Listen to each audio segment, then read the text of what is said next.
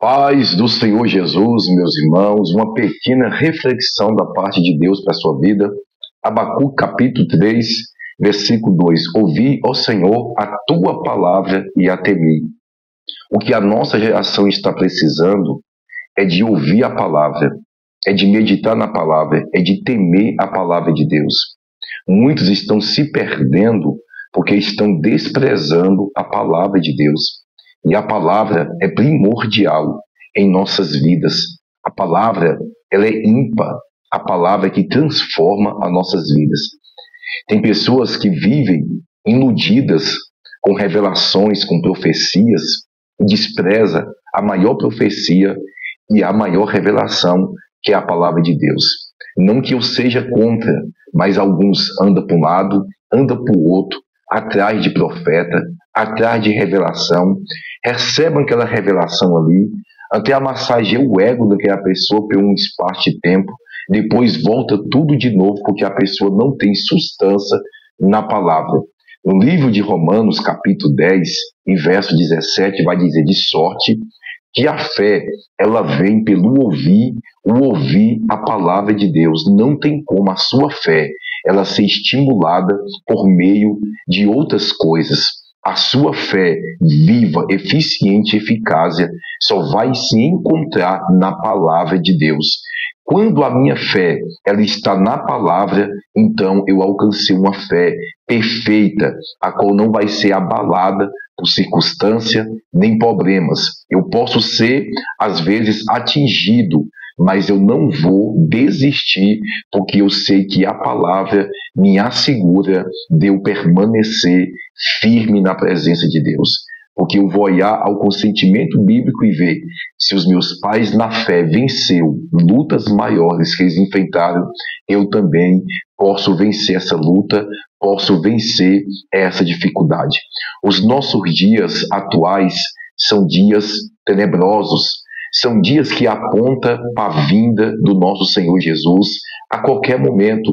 Os sinais são eminentes, os sinais da volta de Cristo são evidentes, irmãos, que Jesus em breve ele está voltando para poder buscar o seu povo. Só que muitos estão desapercebidos. A ordem de Deus nesses últimos dias para mim, para você sobe para a torre de vigia, fica em alerta, fique na torre de vigia, em vigilância, com os olhos atentos. Há rumores em noticiários que vai vir uma peste, que vai vir uma enfermidade, que vai dizimar uma boa parte da terra e uma boa parte de pessoas. Nós sabemos que essas enfermidades, essas pestes perniciosas, nós sabemos que tudo isso é cumprimento da palavra, doenças incuráveis, doenças que dizimam uma boa parte de pessoas, que levam muitas pessoas. Nós sabemos que tudo isso é o cumprimento da palavra. Como sempre eu digo, o mundo não pode cumprir a palavra, mas a palavra está se cumprindo no mundo. E muitos estão desapercebidos porque estão querendo viver as suas vidas carnais, fora do consentimento da vontade de Deus. Muitos só ouvem a palavra quando vai em culto. Muitos em sua casa não lê a Bíblia, não estuda a Bíblia, não medita na palavra de Deus, não tem seu momento de devocional, não tem seu momento de estudo, não tem seu momento de oração na sua casa, e muitos estão indo ao declínio espiritual, morte espiritual, e já não se importa mais quando ouve uma palavra. Abacuque, ele ouviu e ele temeu. Ele ouviu a palavra do Senhor e ele temeu. Hoje o povo ouve a palavra de Deus como se estivesse ouvindo qualquer outra coisa. Não tem mais aquele temor de pensar consigo, meu Deus, a qualquer momento o Senhor pode voltar, ou eu posso morrer, e a minha alma, para onde ela vai? Que destino vai ter a minha alma? A gente tem que refletir. Obviamente, não vamos ser salvos por méritos nossos, não, irmãos. É a graça de Deus que nos alcançou, favor imerecido. Nós somos pecadores, mas a diferença é que nós somos reconhecedor da palavra de Deus e tememos a palavra e estamos todos os dias aos pés do Senhor Jesus, pedindo misericórdia, pedindo perdão dos nossos erros, pedindo que Ele venha nos conduzir em Tua presença, em Teus caminhos, em Tua obra, em toda a nossa maneira de viver. Não tem ninguém perfeito nessa terra. Se alguém chegar ao padrão de perfeito, Deus o recolhe. Estamos caminhando, lutando dia por dia. Obviamente, lógico, que a gente não é complacente com o pecado de maneira alguma, porque a Bíblia, ela exorta, a Bíblia, ela consola, a Bíblia, ela repreende, a Bíblia, ela edifica. Então, não adianta eu querer pregar só edificação, não adianta eu querer pregar só consolo, não adianta eu querer pregar só repreensão, só exortação. A Bíblia é uma conjunção de requisitos pautados para nossas vidas, para que assim a gente possa estar vivendo e aplicando em nosso cotidiano. Todas as respostas que você precisa, você vai encontrar dentro da Bíblia Sagrada. A Bíblia é o manual, é o GPS que vai nos conduzir ao céu. Todo aquele que passa a ser um estudante da palavra, certamente, com a orientação do Espírito Santo de Deus, com oração, com discernimento, esse vai andar pelo caminho da porta estreita. Pastor, e por que muitos estudam e parece que até se afastando mais de Deus, porque está enlarguecendo as portas? Porque a letra em si, ela mata, mas o Espírito vivifica. Se eu passar a estudar a Bíblia, estudar, sem orar, sem jejuar, sem temer a Deus, sem ter uma entrega a Deus, a letra só, ela vai me perverter, ela vai me afastar, porque só a letra mata. Quantos teólogos que são contradizentes da palavra de Deus, que estuda e dá estudos hereges para poder distorcer o evangelho genuíno e a pregação da salvação que nós pregamos. E eles são estudantes da palavra, só que estuda de forma errada. A Bíblia não se interpreta ela de uma forma carnal. A Bíblia não se prega ela de uma forma carnal. A Bíblia se prega e se ensina ela espiritualmente. Eu tenho que estar buscando em Deus uma orientação em estudos, em oração, em vigilância, em meditação, para poder assim eu transmitir esta palavra. Então o conselho que eu dou para todos vocês que me acompanham nas redes sociais, que me acompanham no canal do YouTube, é que vocês meditem na palavra de Deus, que vocês estudem a palavra de Deus, mas que vocês orem, que vocês jejuem, e que vocês peçam sempre o discernimento de Deus e peçam sempre que o Espírito Santo de Deus venha te conduzir ao caminho da salvação, venha sempre te conduzir ao caminho da porta estreita, porque a porta não passou por reforma. Hoje, muitos em nossos dias atuais estão querendo reformar a porta, enlarguecer cada vez mais.